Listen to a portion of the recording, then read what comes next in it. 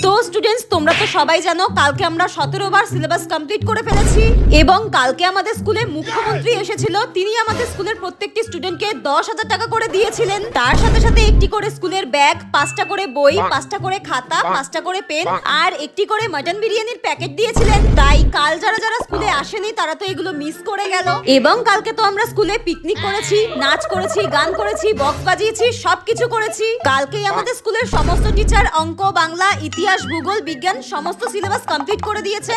আর কালকেই বলে দেওয়া হয়েছে আজকে এক্সাম নেওয়া হবে। আর কালকে যারা যারা স্কুলে আসেনি তাদেরকে কোনো ছাড় দেওয়া হবে না, তাদেরকে ডবল পানিশমেন্ট দেওয়া হবে। যাই হোক, আমাদের স্কুলের হেড স্যার দ্বিতীয়বার বিয়ে করার উপলক্ষে আমাদের সবাইকে মিষ্টির প্যাকেট দিয়েছিলেন। সেটা আমাদের ভুলে গেলে একদমই হবে না, কারণ এটা আমাদের সঙ্গে বছরে একবারই ঘটে। তাই হেড স্যারের তৃতীয়বার বিয়ের জন্য আমাদের অপেক্ষা করতে হবে এবং মনে মনে কামনা করতে হবে আসছে বছর আবার হবে। ধর, আমি এই পাগলখানা স্কুলে আর থাকবো না, আমি বাড়ি